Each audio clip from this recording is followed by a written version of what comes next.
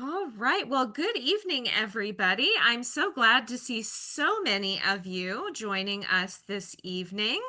I am Dr. Mary Ann East. I am the Artistic Director for Lifelong Learning and Research at Encore Creativity, and I'm so glad that you're here tonight for our Arts and Health Masterclass.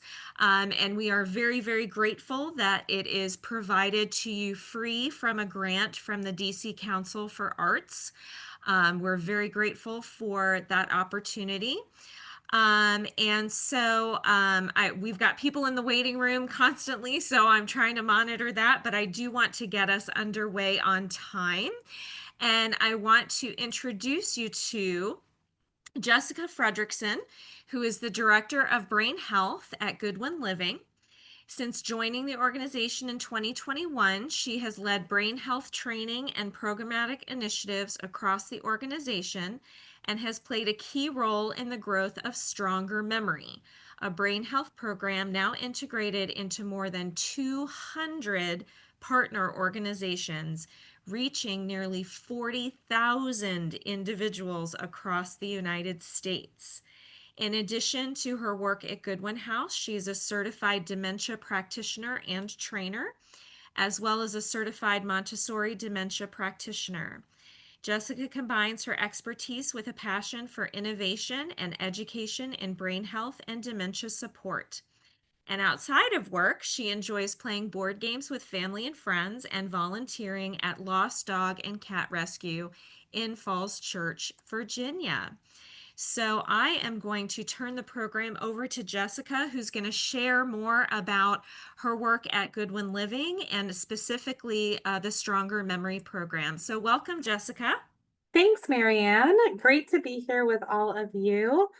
Super excited to talk to you about StrongerMemory. And because it's, a master class in the evening, I thought it would be fun to wake our brains up a little bit. So before I get into kind of why StrongerMemory was created and what the program is, we're going to do some really simple trivia. Some of what we're going to do in these interactive portions is really basic, and that's kind of intentional. We'll get into that in more detail later, but what we're really trying to do is activate that recall in the brain. So we're going to start here with some famous people and places trivia. So our first question, if you know the answer, feel free to shout it out. If you're on mute, that's okay. But we're just going to wake up our brains by doing some trivia. Which U.S. state is Mount Rushmore located in? South Dakota. South Dakota. That's right. Great. And the heads of which presidents are carved onto Mount Rushmore? Washington, Lincoln, Jefferson, and Roosevelt. Washington. Yeah. Lincoln, Jefferson, and Roosevelt. I heard those really quickly. Great job. I know I did. What famous speech is carved in the walls of the Lincoln Memorial? Gettysburg Address. Gettysburg Address. That's right. Good job. What is the Statue of Liberty holding in her left hand? Torch. It's actually the tablet. The torch is in her right hand, and she's got the tablet in her left. That's a tricky one. What type of bridge is San Francisco's Golden Gate Bridge? Suspension. Suspension. Good. Lots of people got that one. Where was the Liberty Bell cast? Philadelphia. Philadelphia. It was England. actually created in England. Yeah. Oh. Yeah. I know. Who would have known? But it was hung in Philadelphia. So you're right there. What is the address of the White House? 1600 Pennsylvania. Avenue. Yes, 1600 Pennsylvania Avenue. Where is the Eiffel Tower Paris. located? Paris. France. Yes, good one. The Great Barrier Reef is a natural landmark in which country? Australia. Australia, that's right. In what year was the Empire State Building completed? This one's harder. 1930 something. 1931. Really close. Wow. Good job. And in which year did the Leaning Tower of Pisa finally stop sinking? It hasn't. It hasn't. It It's, hasn't. It actually Oh, did in 2008. really? Yep. I was just there. Apparently, well, maybe it's sinking again. I don't know. You can fact check me. That's fine. And okay. All right. Yes. Sorry, the top of my screen doesn't want to oops, sorry. There we go. Doesn't want to show. What is the answer to this question? The highest man-made structure for how many years? Wow. 3,800 years.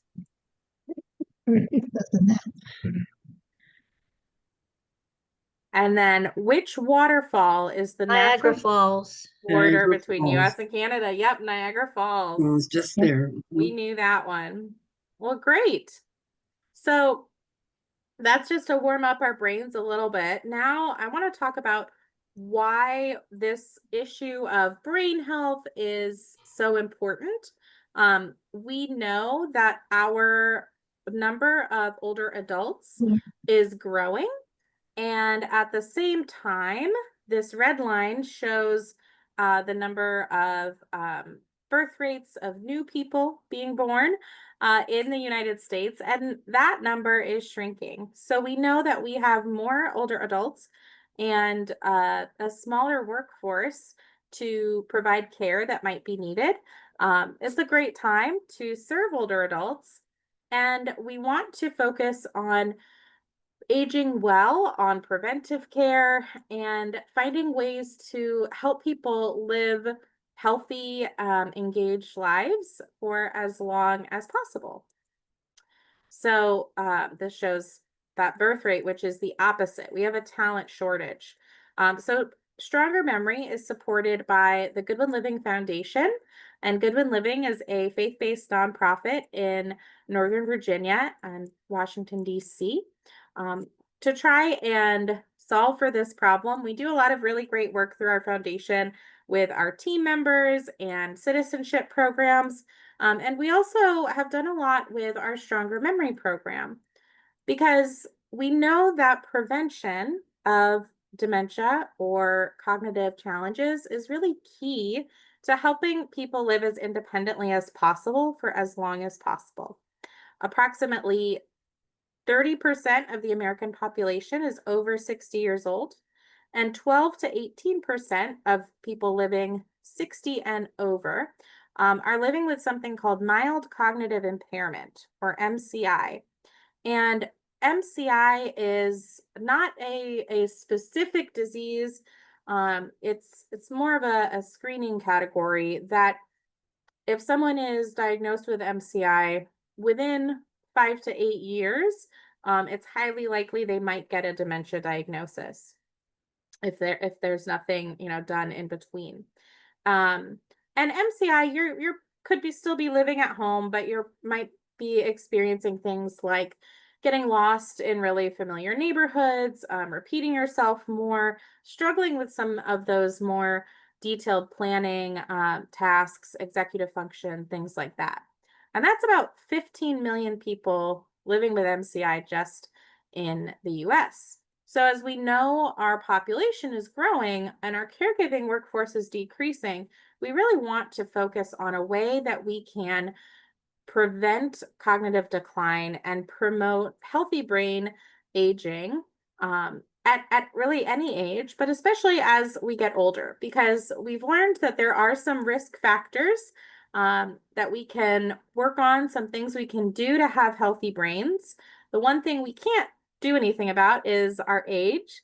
But it turns out it is true. It is actually true. You can teach an old dog new tricks. So our brains are always growing. They're always creating new cells.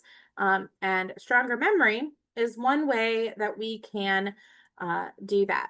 So this all started when Rob Liebrick, who's a very young professional in that photo with his mom, Wendy, was asked by his parents what to do. When Wendy in 2011 started having increased forgetfulness. She was repeating herself, losing her math skills. So she was needing more help with paying bills and playing bridge, counting cards under, she was counting up her points under the table and kind of embarrassed that she was using her fingers to count. And it really got scary when she got lost in a very familiar place that she had lived in her entire life. So she went to the doctor, was diagnosed with MCI, that mild cognitive impairment. And Wendy is very active, proactive. She asked her son, who'd been working in the field of older adults and senior living for quite a while at the time, what she could do to slow down that decline. And at the time, there weren't a lot of answers. In 2012, Rob went to a leading age conference and learned about a program that was being done in Japan that involved simple writing, numeracy, and reading aloud. And so Wendy started that, and she's been doing that in some form since 2012, and she's been doing Stronger Memory since 2020.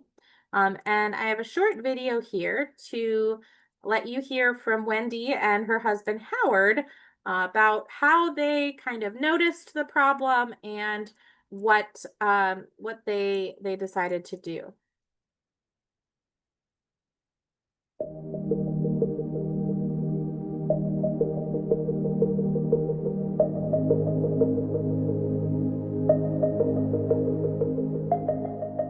What I first noticed was that she was repeating herself many times within an hour, 2 hours, and not remembering what she had just said, and that was really frustrating, and it was hard to broach her on that because I didn't want to upset her, and so I actually. I think I talked to Rob first, and he indicated that I should talk to her. And when I did talk to Wendy, she said, "Gee, I didn't realize that," and she became very concerned about it and took it very seriously and really wanted to do something to get out from under this problem that she was having. I think that I knew that I was in a different place. I knew that I was having problems that I wasn't really understanding. So I felt like I lost my number ability. I couldn't multiply, add. I would do it under the table. So I knew that was an issue. I also was having a lot of trouble just recalling. I felt that my focus definitely was being challenged. I was looking for my phone, my keys. I'd put things down, couldn't remember where they were. I think the thing that really scared me was I was driving one day and I was so mixed up going to a place where I've been before. And I am directionally challenged already, but this was alarming. So when Howard brought this to my attention, and then Rob suggested, well, how about taking a test and let's just see what's going on. And the results definitely proved out that I had onset senior dementia in my frontal cortex area that was causing these issues. And we needed to find some solutions, which was not an easy thing to do at that time. I think that I was really frightened, and that would be my response to what was happening. And I wanted to be here for I love being a grandma, and I wanted to be here for my grandchildren and be able to enjoy them, to go to their functions and talk to them and be there in presence. So Wendy started doing these 3 exercises, and she started doing that back in 2012. Rob Liebrick worked on taking what Wendy was doing and sharing it with the senior living community he worked at out in Oregon. And then when he became CEO of Goodwin Living, he had already been working on the Stronger Memory curriculum with an occupational therapist. And that was launched in 2020 and shared with people all across the country starting in 2021. And the goal of Stronger Memory is that it helps individuals who might be facing some mild cognitive challenges, an early diagnosis of dementia, and those who just want to preserve their brain health. It's simple activities practiced daily to engage the working memory and trigger brain activity in our prefrontal cortex, which is the part of the brain right behind our forehead. And what research shows is that these activities triggered this area of the brain, which helps stabilize and improve our cognitive functions. And we are a donation supported program with the goal of being accessible to all, thanks to the Goodwin Living Foundation. So we have free training, support, downloadable materials, all available on our website. And we post some encouraging things on our social media and you can get weekly emails about brain health as well, all at no cost to you. So what are these Stronger Memory exercises? Even if you don't want to download the Stronger Memory workbook, learning about what these 3 simple activities are, practicing them a little bit today, and taking that knowledge with you is helpful because these are things you can do anywhere. It's reading aloud, writing by hand, and doing simple math exercises.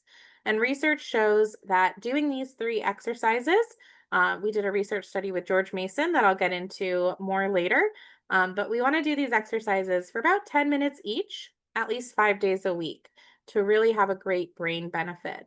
And the reading aloud, you can just read whatever you enjoy. If you read something already like novels, newspaper, or magazine articles, pick one of those to read aloud. So it's already in your routine.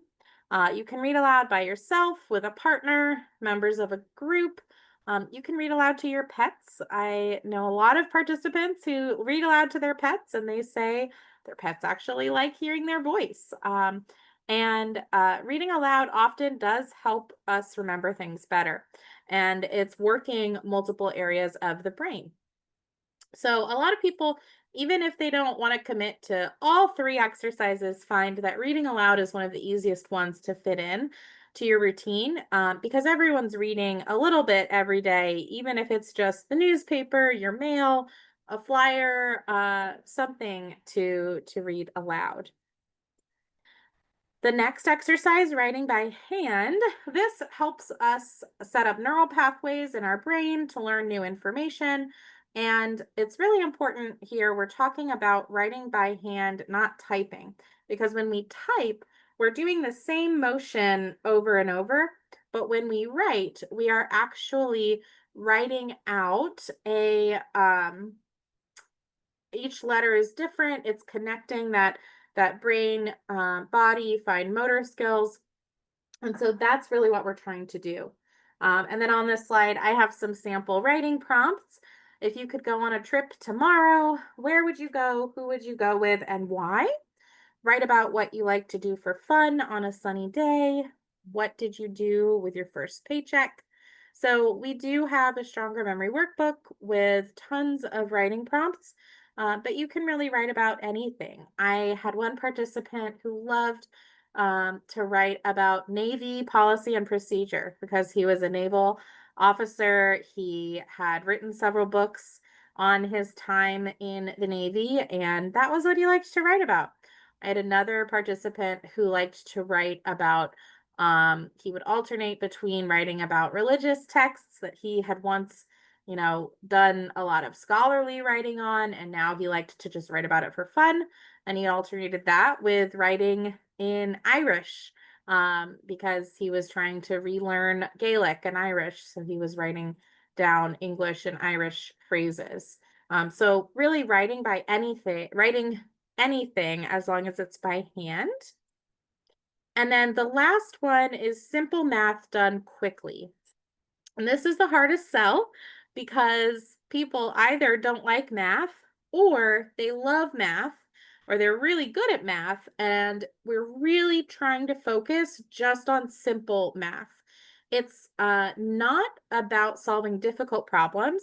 Solving difficult math problems is great. It works a certain part of your brain, but it can, for some people, increase stress, feelings of frustration. And even if it doesn't have stress, it's only working a small part of our brain, not that prefrontal cortex behind our forehead that we really associate with working memory.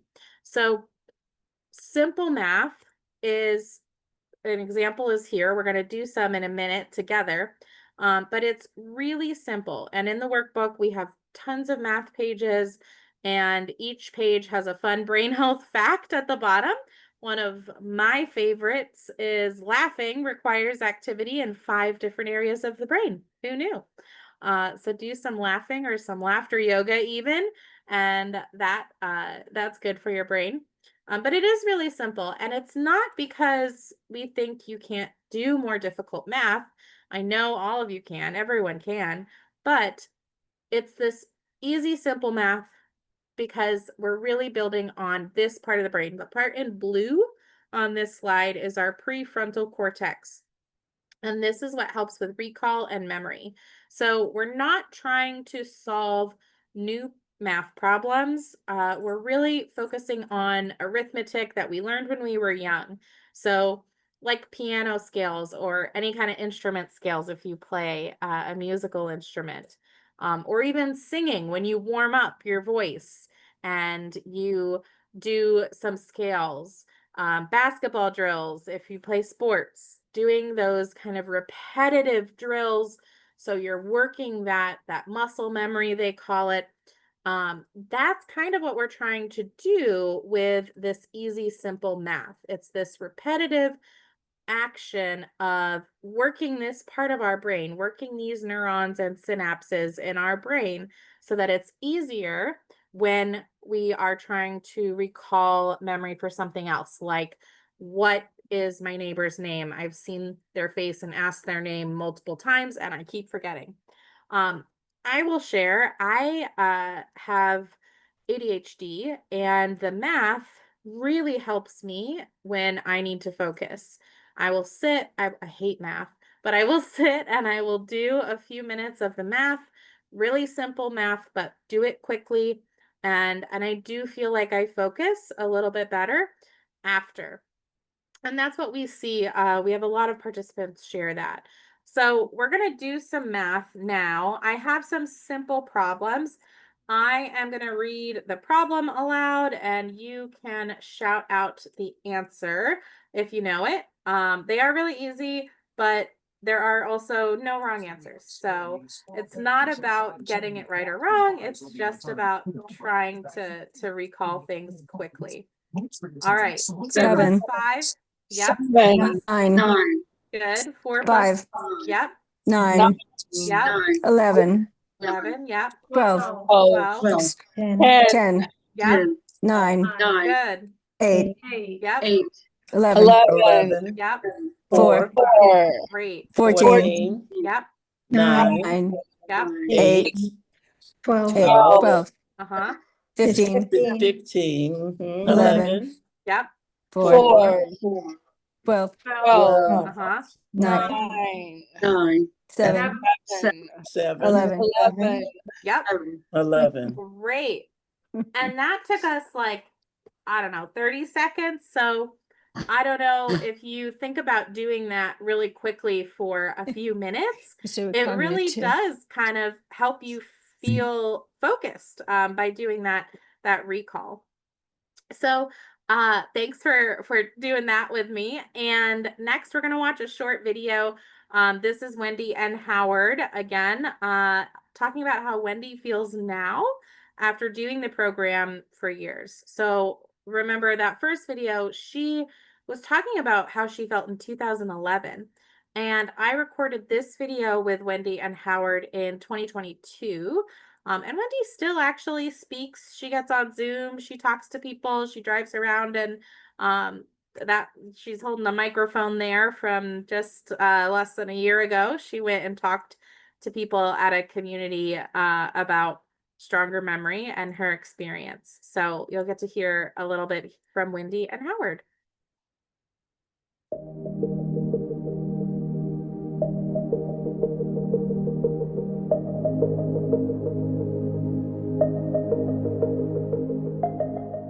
Right now, I'm overjoyed. I think that since I've gotten involved with Rob's new program, Stronger Memory, and I've been focusing, I feel like I'm back in school actually, because I'm doing homework every day. I never let it go by. I might fall asleep while I'm writing my diary, or sometimes my mind floats off because I'm still trying to multitask, which I've learned recently that that's not good for your memory. And so I think that I can see the difference right now. I would say I have the best focus and recall right now that I've had in the 11 years I've been doing this. Yeah, talking about recall, her recall has become so good that she recalls things that I don't wish her to recall. But no, seriously, she has an amazing recall that has improved significantly. I mean, this is much better than it was even before the 11 years ago when she started this. She's amazing. Her recall is far better than mine now, and I think it's because of the program she's been on. So Wendy talks about it in that video really well. So does Howard, how it's made a difference for them. And what a lot of our Stronger Memory participants have said is that they notice an improvement in their ability to focus. They're able to pay more attention to detail, remember names, events, and conversations, greater feelings of social connection and engagement, and increased self-confidence. And unlike, medications or supplements, and if you're, if you need a medication, that's great, but there's a lot of things out there that are maybe not prescribed by a doctor and we just don't know as much about. So this has no negative side effects. So definitely not saying don't take medication, because it can be great if you need it, but this is something that we can do kind of risk-free. So why not try it? That's really what I'm getting at here, is there's no risk to trying this. So why not give it a try? We also have some research that we've done with George Mason University. So they did a preliminary report that is a preliminary study, pilot study that's going to be published soon. And they interviewed 104 participants, and they did pre and post testing. They used something called the Mini MoCA, which stands for the Montreal Cognitive Assessment. And it's a really common screening tool. You might have done it if you are on, if you get an annual visit with Medicare. This test is often included, and it's when the doctor asks you some things, like sometimes they only ask part of the test, but the full test asks lots of different things. But the big one everybody remembers is, can you count backwards by 7? Or at the beginning, I'm going to ask you to remember 5 words. They give you 5 words, you repeat them back. And then at the end, after you've done everything else, they ask again, okay, what were those 5 words I told you at the beginning? What we found when the research team at George Mason did these pre and post studies with those 104 Stronger Memory participants, compared to their pre-program scores, after doing Stronger Memory for 12 weeks, participants had better total cognitive scores, statistically significant better total cognitive scores, and better scores on the recall portion of the Mini MoCA. So that's specifically that part where they ask you, to repeat the 5 words, and then at the end of the test, you have to say them back. Those scores were really noticeably different and improved, which is exciting. So that kind of shows everything we said on the previous slide, everything we were hearing from participants is actually true according to our study. And what we noticed, we had about 17 individuals that did screen as having MCI, that mild cognitive impairment. And of those individuals that had MCI, they noticed a 26% improvement in the mini MoCA scores. So what that meant was someone was scoring in maybe having some mild cognitive impairment, and then after Stronger Memory, their score had improved 26%. Their score had improved enough that it was now pushing them into the healthy brain category. So really significant impact. And we are continuing to work with George Mason on follow-up studies, but really exciting. They also, as part of this research, did some focus groups, and that qualitative research has been published in the Families and Society Journal of Contemporary Social Services. And some themes emerged, including a lot of valuable insight about motivation. A lot of people were motivated to join because they were concerned about their memory. They had a strong desire for prevention, some just curiosity or pursuing hobbies.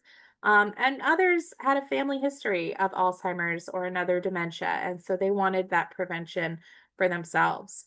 But it was really kind of external motivation that prompted people to continue with the habit. So hope for improvement, self-improvement, really having support of the group, being part of this research, or encouragement from others. So whether that was friends and family telling them they're noticing a difference and keep at it, or in many cases, medical professionals, people's doctors or speech therapists, occupational therapists saying, hey, yeah, this is a good idea. Keep doing it. It's helping. So just some insight on that. If you want to give it a try, having a buddy, talking to other people about it can be a really great motivation to help you stick with the new habit. All right, before we go into the last little bit of the presentation section, before we jump into questions, we're going to do another trivia. This is picture trivia. So if you recognize the landmark or the monument, feel free to shout it out. Statue of Liberty. Liberty. Yes, Statue of Liberty. Eiffel Eiffel Tower. Tower. Eiffel Paris. Tower, yes. Machu Picchu. Yes, Machu Picchu. Tower of Big Ben. London. Yes, Big Ben. Big Big Ben. Ben. Pyramid. Pyramids, Egypt. Yes. Taj Mahal. Taj Mahal. Taj Mahal, yes. Golden Gate Bridge. Golden Gate. Golden Gate Bridge. Francisco. That suspension bridge, yes. Coliseum. Coliseum. White House. White House. White House. Mount Rushmore. Rushmore. Vietnam Memorial. 9/11 Memorial. Oh, Vietnam. Vietnam Oh, Memorial, yes. oh. You're right, though. The 9/11 does look similar. That's kind of a tricky picture. Whoa, this Martin is Luther Martin King. Luther King. Memorial. Yes, Oh, that's Martin Martin Luther King. Jr. Yeah, Jr. Mhm. Mm-hmm. World War II. World War II. Civil War. Yes. Okay. Iwo Jima. Jima. Iwo Jima. Iwo Jima, Mhm. yes. Monument and the Capitol. That's true. We do have the Washington Monument and the Capitol in there too. Mhm. All right, great job. Thanks. So yeah, so I like breaking up our presentation with those exercises. We have shared Stronger Memory so far. Goodwin Living has been working with partners, over 200 partners across the country, including Leading Age, National Council on Aging, and the Village to Village Network. We have reached over 58,000 lives with StrongerMemory. And recently, we even have spread StrongerMemory to the Caribbean, Trinidad and Tobago. We have a partner with a great new nonprofit called Resilient Health Communities, and they have done some great work there. We also received in Virginia a CMS grant. It's called the Civil Monetary Penalties Reinvestment Grant. And every state has a program like this. They're all operated a little differently. But basically, this is a program when nursing homes in a state, you know, if you don't know, anytime a nursing home that's regulated by CMS doesn't meet their inspection, they have to pay a fine. And then these fines get pooled into the CMS Civil Monetary Penalty Reinvestment Fund. And then each state is responsible for awarding that money out to nursing homes for things that are going to enhance the lives of nursing home people. So lots of nonprofits and senior living providers are able to apply for these types of grants. And we were awarded one in Virginia to partner with a great company called HQI, Health Quality Innovators, to share StrongerMemory with residents in nursing homes. And we said that we would share it with 750 people and try for 100 nursing homes. And this was really because older adults in nursing communities were increasingly isolated during COVID. And so we noticed a decline in cognitive abilities for nursing home residents. And we know that social connection and daily brain health exercise, both of which is included in the StrongerMemory program, can help reduce that social isolation and improve cognitive health. So our year 3, quarter 3, this is a 3-year grant. And actually we have 2 more nursing homes. So now we're at 91 nursing homes. We have 55 of those nursing homes continuing after the grant. So they are still doing StrongerMemory. Over 777 residents. That 777 was kind of before this current last cohort is going. So I am guessing we'll hit close to 800. We'll definitely get 800 or maybe a little more. And of these participants, 75.5% report improved cognition. So that is really cool that with a relatively, small grant, we were able to share StrongerMemory with so many nursing homes in the state of Virginia. And it also taught us to really adapt StrongerMemory. So there's things, and the exercises we've been talking about are really originally geared for people who are pretty independent, who are, maybe motivated to do these exercises on their own. And we had to come up with some tools and adaptations. And that was something that we've done and now hope we can continue to do and hopefully share with other states. All right, I have one last video before some final quotes. And this video is a testimonial from one of our partners with Resilient Health Communities. They are a wonderful partner with us. They are the ones who are helping us share StrongerMemory in Trinidad and Tobago. They had 300 people in their first StrongerMemory cohort. So they're really sharing this through the Ministry of Health there and their nonprofit community. And so it's really exciting. And Danielle here gives a great testimony that I want you all to be able to hear. What I liked about it is that it really helped motivate me to continue and really focus on the exercises. One of the reasons why I took part in it is that we have a family member who has Alzheimer's. Even though we say that she has symptoms, her illness has totally affected our entire family. This is a woman, graduated as a registered nurse, raised 2 children, is married, and I don't get a chance to see her on a regular basis because she lives in Minneapolis. But when I do see her, it's often sad and a shock to see how the symptoms of Alzheimer's are taking its toll on her. One of the things in also using this program, I realized that even though it may be in my it may occur to me in the future, I hope that by taking part in this program, the progression will be less. I like this program. I got the book. This is the book that you get. Also, what I've been doing is using a separate pad.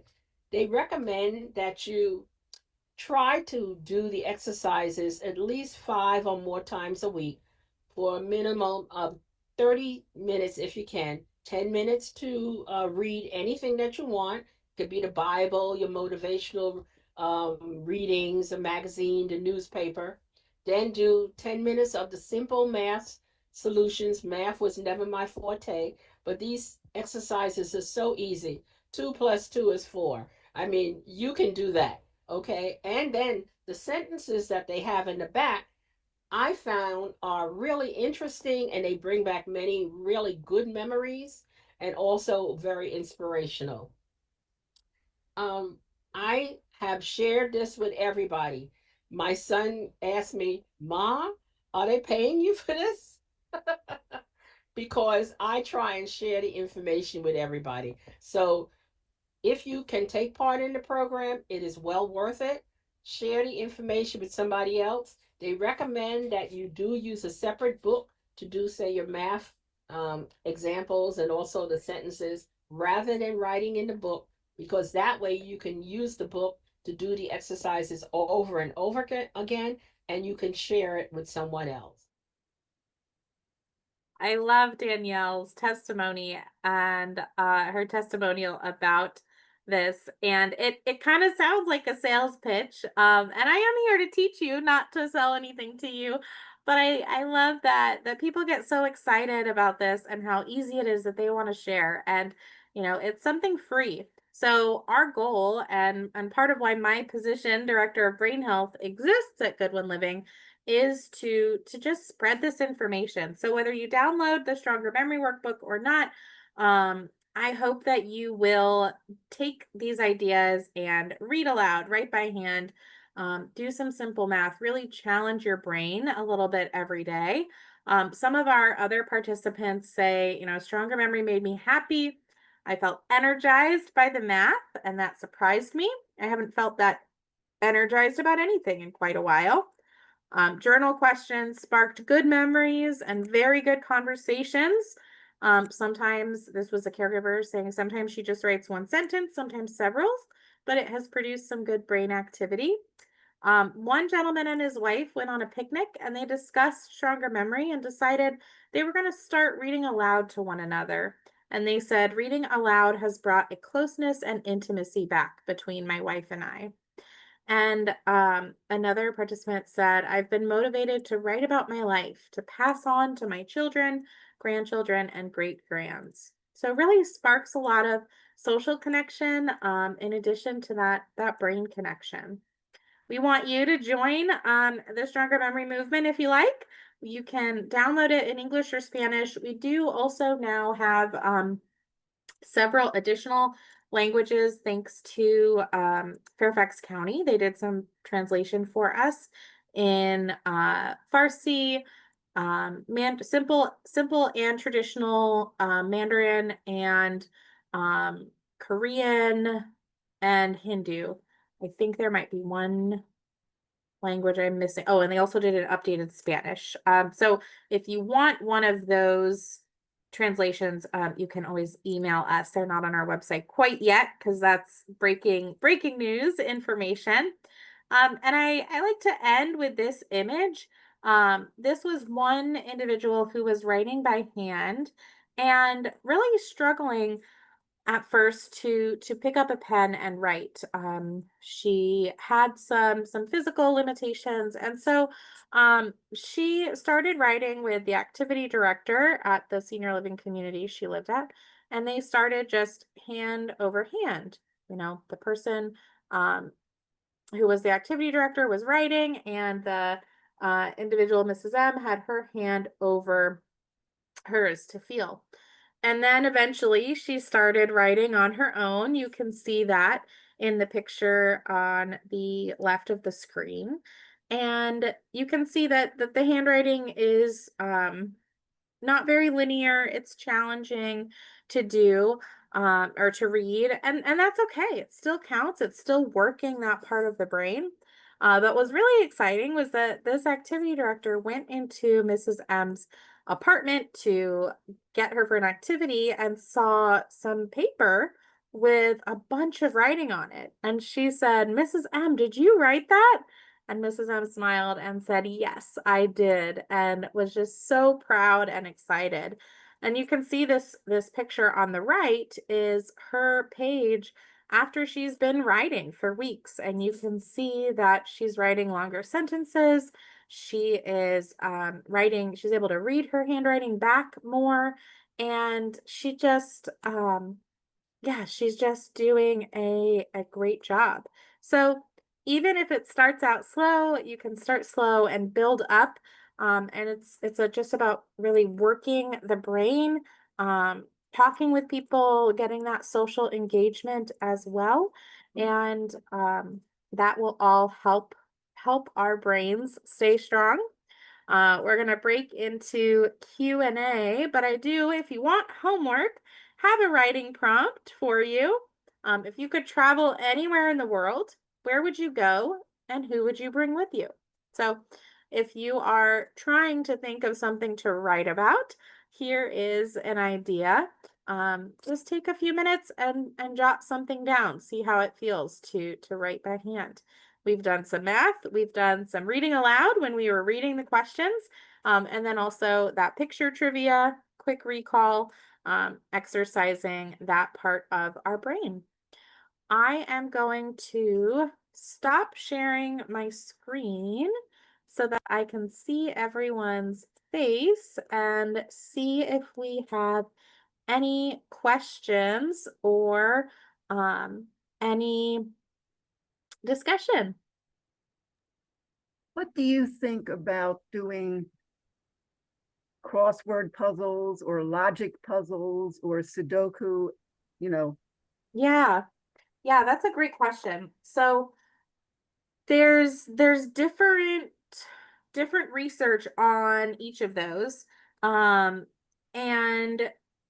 basically, so with some of those brain games like crosswords, crosswords especially, there's some of those games that the research so far has shown you get really good at playing that game, but it doesn't necessarily help with other things. However, depending on the type of word game, like things that involve wordplay, if you're playing Wordle or one of those, even crossword will help vocabulary and speech. So it's not necessarily going to help your memory, but it is helping your brain in other ways. It's definitely better for your brain than sitting in front of the TV. We all need to watch some TV sometimes. Definitely, we do need to relax, but yeah, they are good things to do. We don't have any research yet that they help with memory specifically. I tend to recommend, for whatever it's worth, staying away from the really expensive paid brain games that promise a lot, unless you can see their research, because there's a lot out there that will charge you for a magic brain game that really doesn't have evidence behind it. So if you're doing crosswords, Sudoku is great because Sudoku really helps. It does help our brain with some problem solving.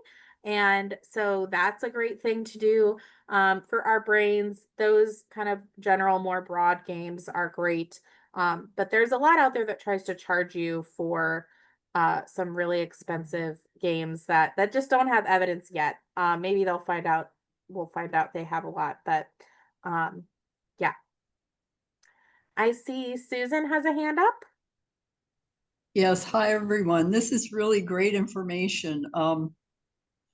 There's a question in the chat similar to what I'm asking. I'm asking about art.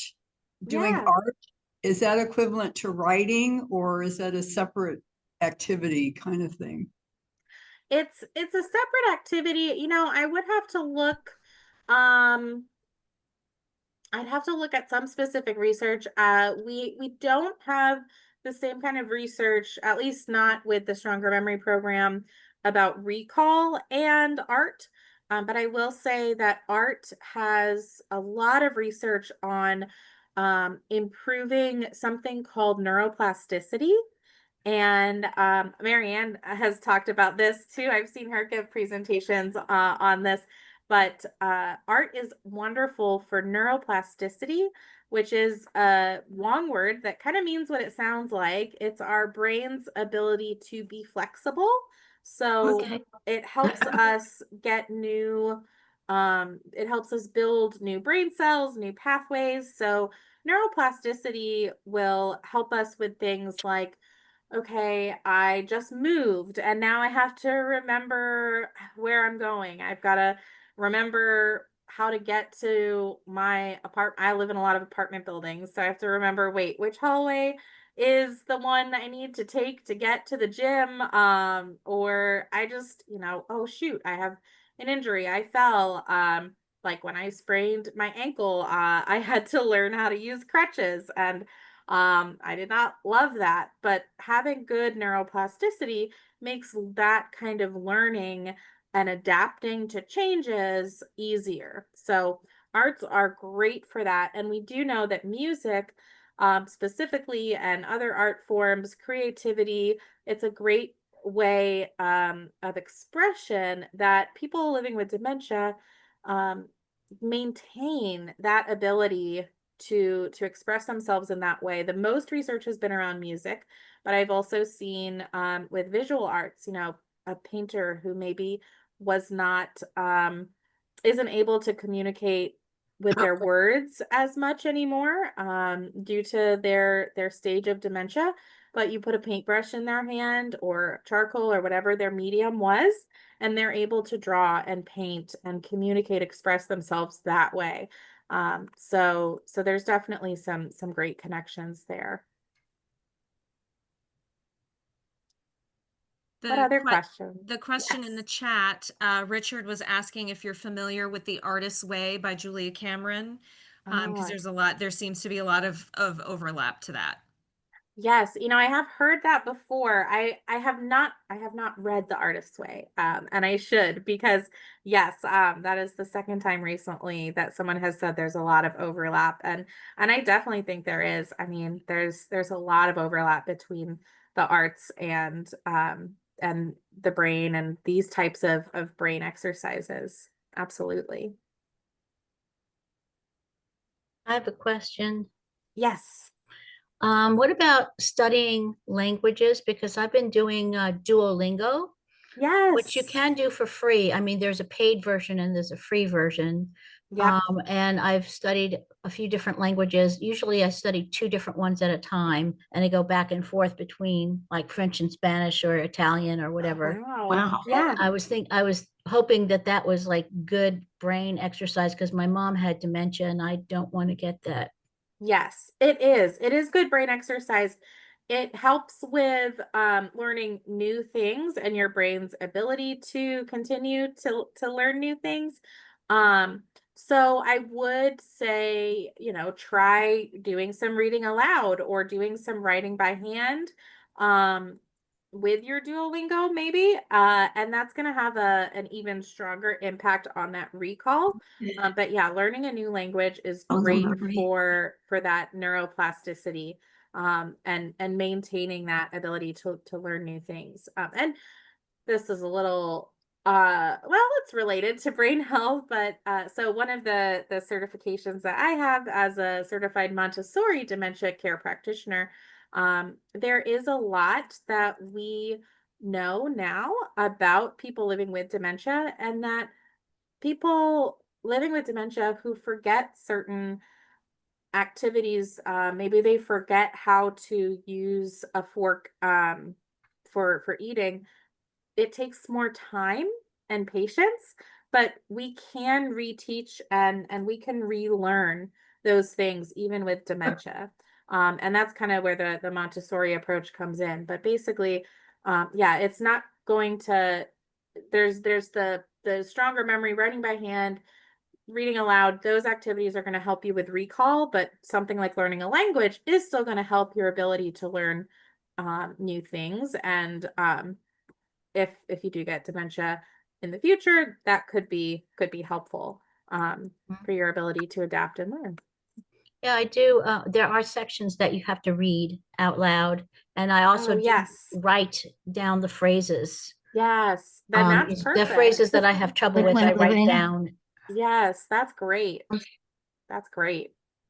I like that Duolingo reminds you too. I just re-downloaded it the other day, and I haven't been on my Duolingo in a few years, and my owl was very shocked to see me. I know we need an app like that for stronger memory to prompt you to do it every day. It's effective. And I saw a question that someone asked, where can you get the workbook today? Marianne put our general link in there. I also just put a link straight to the packets. You can download it, and if you do want a spiral bound copy, you can purchase one. It is just we just sell that at cost, but you can also download it, print it yourself, print it at Staples. Whatever is going to be cheapest for you is what we want to do. Would she put that back up? How we get the workbook? It's in the chat, Patricia. The link is in the chat. Yep. Okay, let me see it. I don't see that, but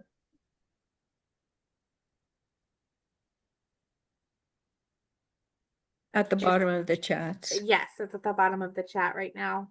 And I see a chat question from Sally. It seems that activities which are good for people with MCI are good for everyone. Absolutely. So true. How about social connection? Does social connection help strengthen memory? Yes, absolutely. We knew that, like, those of us who worked in the field of brain health and memory, we knew before COVID how much socialization helped, but I don't think we really could see it. Now I think everybody, even if you have never heard the word brain health before, you can see, and you probably felt how social connection really impacts our brain health, our mental health too, in terms of mood, but also our brain health, our cognitive health. And so social connection is so important. There's a lot of research that having a conversation with someone is good for the brain. It activates so many different parts of the brain to just have a conversation with someone. And actually, what I tell people with our Stronger Memory program, there are, some people who for whatever reason, physically writing is painful or uncomfortable. And so I encourage those people to take the writing prompts and talk with someone, because having that stimulating conversation about a new topic or remembering an old topic, that is really good for the brain. So making sure you're doing something social, even coming on here, you're learning something new in this masterclass, and you're talking with other people. That is great for your brain. And then I saw a question from Lee. Has there been any research on the difference between I don't have a chat. right and left brain activity as related to MCI? Nothing conclusive is what I'm gonna say. There's been a lot of research back and forth that maybe right and left brain activity is a myth. Maybe it's not as simple as all of that.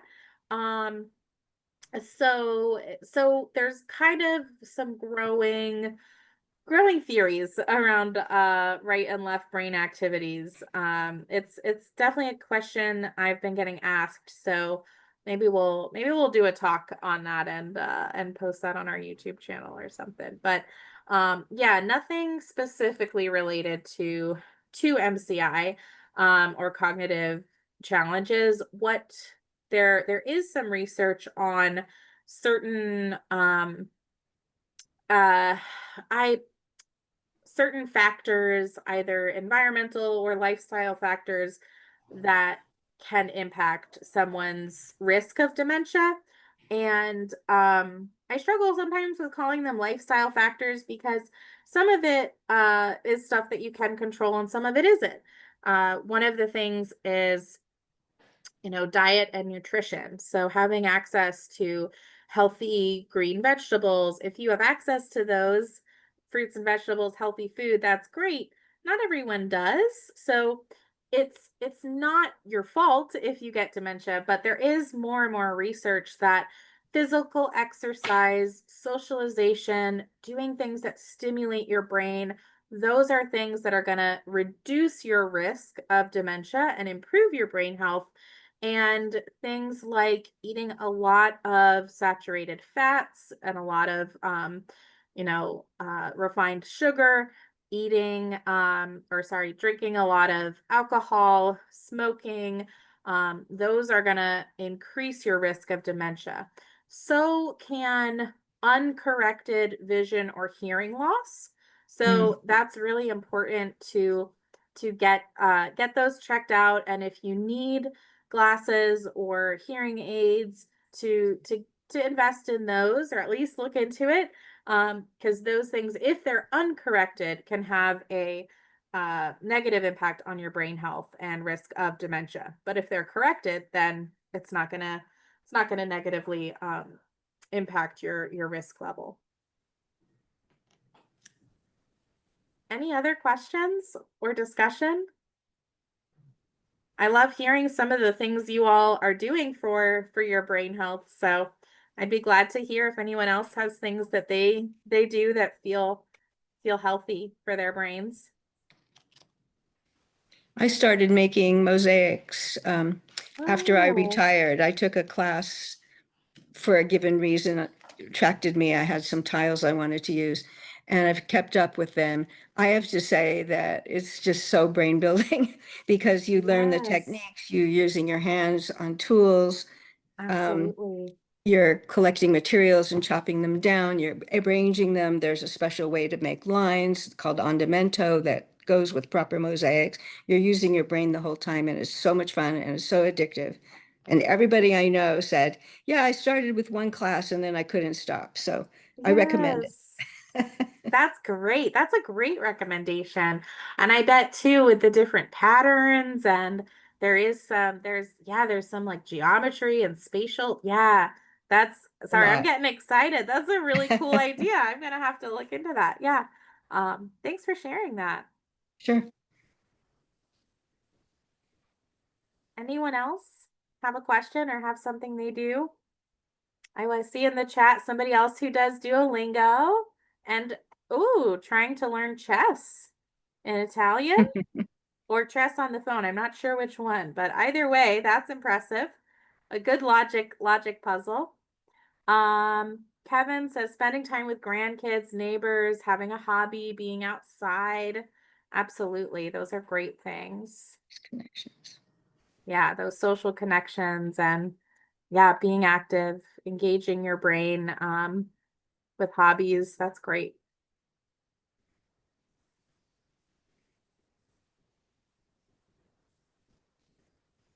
What about listening to music? Yeah, listening to music can be really good for the brain. We definitely there's a lot with memory and music. And so listening to music, depending on the beat of the music, it can either affect, I learned this from our music therapists at Goodwin Living. The beat and the tempo of the music can either amp you up and help energize you, or it can actually relax you. At one of our annual brain health expos, our music therapist Abigail had a blood pressure monitor, and she took our blood pressure before listening to your favorite song, and then she would put on your favorite song, and after you listen to your favorite song, she'd take your blood pressure again. And a lot of people found that they had lower blood pressure after listening to their favorite songs. So there are some real powerful impacts of of listening to music. I'm seeing a lot of great things in the chat, spending time with young people, reconnecting with old friends, and laughter yoga. I did a talk recently on stress reduction and brain health, and I talked about laughter yoga. I love laughter yoga. I want to get certified to teach it because it's really fun. So, laughter yoga is the practice of doing some mindful laughing. It's based on the fact that laughing is so good for our brains, for our stress, for a lot of things in our body. And the brain actually does not know if we are fake laughing or real laughing. So if we fake laugh, which is kind of how laughter yoga starts, you do an activity together that induces some laughing. I do this with our day program participants. When I have to lead exercise class, we do a little bit of laughter yoga. And one thing we'll do is I'll say, okay, everybody, let's put our hands on our stomachs, and breathe from your diaphragm, kind of like you're gonna sing, and go ha ha ha. And you do that a few times, ha ha ha. And then another one we'll do is pretend like you're talking on the phone, and we'll do some fake laughing and lean and stretch to the side and go hee hee hee. And we do that a few times, then the other side. And what ends up happening is you're using your diaphragm and you're doing some stretching, but you're also making these funny laughing noises that your brain thinks is laughter. So your brain is making some happy chemicals, but then it's also just fun and goofy and silly. And so most of the time you end up doing some genuine laughter as well. And it's a lot of fun, but also really great brain and other health, blood pressure, health benefits. Yeah, it's a really fun one. I see a lot in the chat about taking dance classes or taking up piano. That is fantastic. Learning to play an instrument is just really great for our brain. Getting back into piano softly. Yes. So neighbors don't get disturbed. I know that's where sometimes if you have a keyboard, if you have a non-electric piano, acoustic piano, you can't do this, but if it's a keyboard, it might have a headphone slot. So then you can play as loud as you want in your own headphones. That's what I do sometimes, although I play my mom's piano. She's very good. I am not. I stopped lessons in 6th grade. But getting back into it is a good brain health habit. I see some other questions here. One question I want to get to from Alexis. What do you think about so-called memory drugs being advertised a lot these days? Disclaimer, I am not a doctor. However, what I often tell people is that if there was a magic pill that worked for memory and dementia, we would all be taking it. It's really important to talk to your doctor because there are some drugs, or not drugs, but there are some over-the-counter things that are available like vitamins and things like that, where if you are actually deficient in that vitamin, it could be having a brain effect. However, there are some, like vitamin A, for example, if you are deficient in vitamin A, that could have some impact on your memory. However, if you are taking too much vitamin A, that can have health effects negatively in other ways. So even if you're picking up a bottle of something over the counter that says it's just a supplement or a vitamin, you still want to check with your physician to make sure it's not interacting with anything else that you have, and to make sure that it's not something you shouldn't be taking or that could have a negative effect. So you always want to get blood work done and talk to your doctor.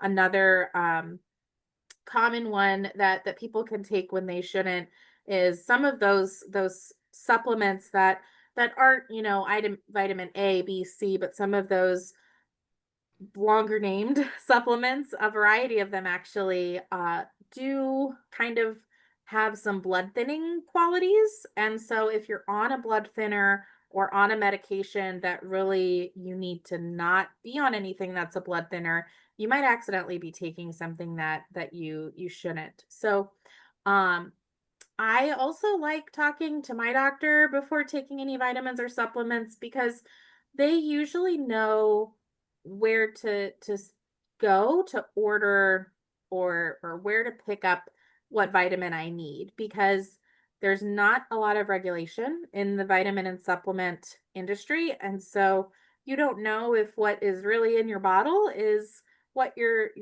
what's being advertised. So asking for a more reputable brand, asking a doctor's recommendation is just going to make sure that you're really being careful with your health. And certainly there's a lot on foods that boost brain health. So that is what I go to first. And even like frozen fruits and vegetables. So frozen, frozen kale and spinach. I always have some of that on hand, because leafy green vegetables are great for our brains. So if I'm cooking up a pasta or a smoothie, that's a lot of what I make. I'll shove some of that in there, and it's great from frozen when they freeze vegetables and fruits. So like berries, antioxidants, those are great for our brains too. When what our dietitian has said is that, you know, when they freeze that fruit and vegetables, they're freezing it at its freshest point.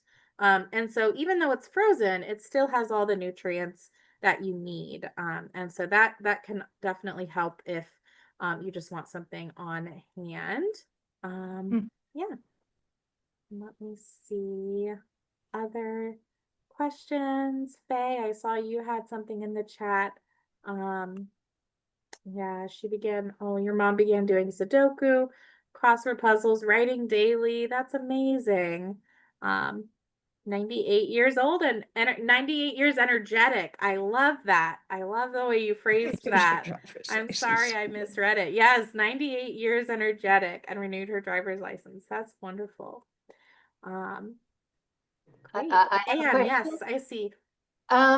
You know, you mentioned Montessori, Mhm. and you know, my entire relationship to the word Montessori is for school for kids, and what Yeah. wonderful educational. My stepdaughter went to a Montessori program, and can you talk a little bit about how that, I mean, I know it's kind of not this topic, but Sure. other people may be wondering too, how it relates to seniors, because Right. I was a PT in assisted livings, and you know, I don't know, to me, it seems like what? How, Yeah. so, Absolutely. So a lot of it is the kind of that philosophy of step-by-step learning, that philosophy of purposeful engagement, and that, you know, because when we think of Montessori, a lot of times we think of preschool, and a lot of the videos about Montessori and where it comes from, they show, you know, preschoolers cooking with real knives and learning that. kind of experiential things. So I think the maybe easiest example and what I find the coolest, I'll see if I can find a video to maybe send out or put in the chat later. But one of the Montessori activities that we go through when you're trained to be a Montessori dementia care practitioner, they go through an activity that actually taught several people how to kind of relearn how to use a utensil to feed themselves. So one thing, you break it down into some simpler parts. So the first thing they did, they had a little basket that sat on the table, and then, about tennis ball sized ball, but it was much lighter than that.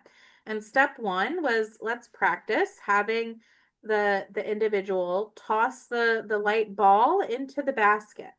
And so we're just practicing kind of that OT function. So a lot of it seems very similar to OT practices. Your kind of repetition.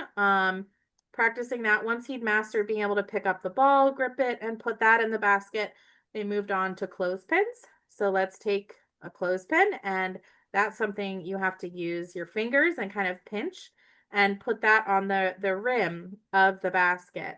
So we're doing more things, and we are taking that, and after those steps, that's mastered, then we try, not necessarily, I think often using some adaptive silverware is helpful. So something that has a little bit of a fork and spoon component, and using that to be able to grab food independently again, and relearning that because you've kind of gone through the different steps. So that's kind of the most literal example. And then other parts of it are just around that philosophy of real and genuine activities and connections. So I think one thing that Montessori does really well in the education and youth side is really having the students, even young students like preschoolers, be involved in the daily routine. So, they might have the parents come for a meal, and the preschool students are the ones who help set the table, and they're helping to cook and all parts of the process. And so it's taking that philosophy of being really involved in the daily routine and in kind of that daily activity for people living with dementia as well. Because often, unfortunately, sometimes when people look at someone with dementia, they forget some of the capability that is still there. And there is a lot that is still there. And having a genuine connection, sitting with someone and having them help us fold napkins for dining room table is more meaningful than sitting and putting putting a bunch of baby laundry that nobody is going to use in front of them. Now, sometimes that can be a very therapeutic activity if someone is comforted by folding baby clothes when they have more advanced dementia. But the Montessori approach just goes more towards that. How do we find those comforting routine activities and make it more real, make it a very real part of their daily routine rather than something that is pretend or created for them. I don't know if that quite answers your question. That's just a little bit. And I'd be glad, I can put my email in the chat too if you want to chat more, or if you have a follow-up question, go ahead and let me know. Yeah. I have a question regarding vascular dementia. Have you tried any of these? Like my mother had strokes one night and woke up with her receptive and expressive language pretty much gone. And she said, she would use odd words for things, but you could see the connection. And it just continued to get worse and worse. And, we tried all kinds of stuff, but she didn't want to listen to music, which she always loved. She didn't want to watch Yeah. TV. She just, nothing would get her to respond. And then she just got angrier and angrier, and it was really a hard time. Yeah. Have you tried any of this, like at the beginning of vascular events? Yeah, we have tried this. We have had lots of participants who have had vascular dementia and strokes, and have found it really successful. I will also say it does depend a little bit on what part of the brain is impacted. So, and that's where physical therapy or occupational therapy, speech therapy can also help, if they have some specific exercises, because the person might be relearning different parts of the brain. And so yeah, being able to take those things slowly. I know I had one participant who uh he'd had some strokes and a traumatic brain injury, and basically had to relearn how to do everything, how to walk, how to eat, how to talk. And he did Stronger Memory. He and his wife did Stronger Memory really, like, every day. They were I think they're still doing it, actually. Very, very dedicated. And he was able to learn how to go dancing again, with his wife. He walked into the kitchen one day and started making, his homemade salad dressing recipe that Wow. he always made. And he hadn't been able to help participate in that for a while. So it definitely can be helpful. And with certain parts of the brain, like if writing is really impacted, then starting slow, just writing a name, writing a letter, like literally a letter, writing what does your name start with? That's right, A. Starting slow and building up to it is going to be key, because otherwise the person will get frustrated, and want to stop. Thanks. Yeah, you're welcome. Thanks for I sharing. hope not to need that, but Right, again. absolutely. Yeah. Any other questions?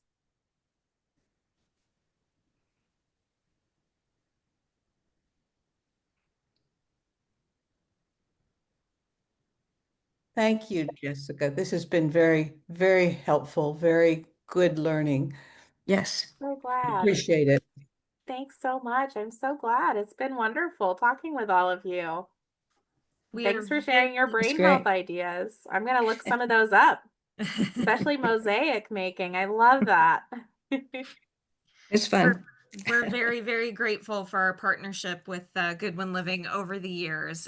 They've been such a wonderful support of Encore and our activities, supporting our chorales and our Sentimental Journey singers. And Jessica was a huge part of helping us develop our Melody Makers programs.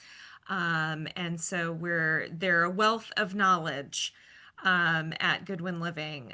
So if you come up with any other questions, please feel free to, you can email our info at Encore Creativity, and Kat will forward those to me, and we can make sure that Jessica gets them answered, or we can find some more information for you.